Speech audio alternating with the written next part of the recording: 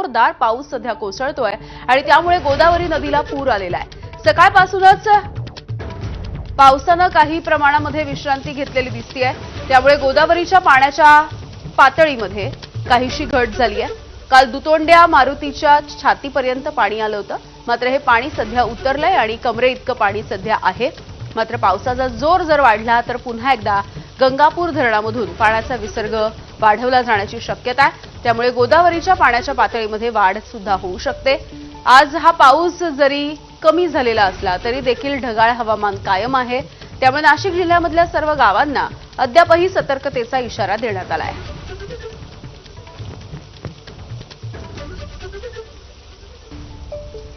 तर नाशिकमधल्या गंगापूर धरणामधून पाण्याचा विसर्ग अद्यापही सुरू आहे। ही सध्याची आपण दृश्य बघतोय। दुतोंड्या मारुतीच्या छातीपर्यंत पाणी होतं, काही प्रमाणावरती हे पाणी सध्या ओसरलेलं दिसतंय, मात्र तरी सुद्धा गोदावरीची ही पूरस्थिती कायम आहे। पाण्याचा हा प्रवाह आपण बघतोय प्रचंड मोठा आहे, त्यामुळे या काठावरती जायला सुद्धा सध्या मनाई करण्यात आली आहे।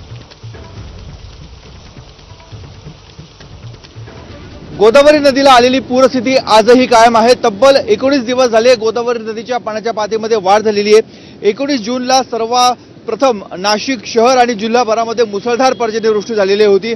त्यानंतर टप्प्याटप्प्याने धरणांमधनं पाण्याचा विसर्ग हा सुरू करण्यात आलेला होता। गंगापूर धरणामधनं देखील गोदावरी नदी पात्रामध्ये 500 क्युसेक वेगानं पाण्याचा विसर्ग सुरू केला।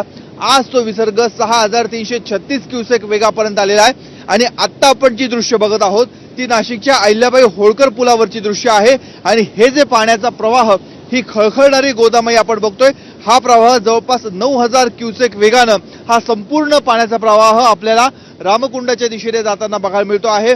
मोठ्या प्रमाणामध्ये पूरस्थिती नाशिकच्या गोदा परिसरामध्ये आलेली आहे। हे संपूर्ण जुनं नाशिक आहे। डाव्या बाजूला जर बघितलं तर आपल्याला दीपस्तंभ बघायला मिळत आहे।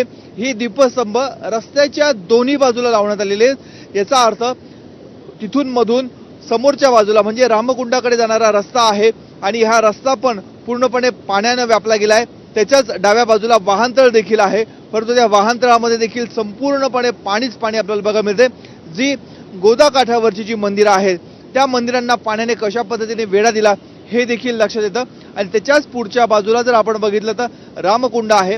रामकुंडाच्या अलीकडे आपल्याला थोडासा एक छोटा पूल दिसतोय, तो पुलाला देखील त्या पुलावरनं पाणी जातंय, त्यामुळे नागरिकांना एका बाजूने दुसऱ्या बाजूला जाण्यात मोठा अडथळा येतोय, अडचणींचा सामना करावा लागतोय।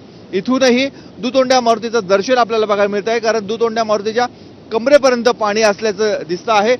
आजूबाजूला एकमुखी दत्ताचं मंदिर आहे, पाताळेश्वर मंदिर आहे, यशवंतराव महाराज यांचं मंदिर आहे। हे संपूर्ण मंदिरं पाण्याखाली गेलेली आहेत।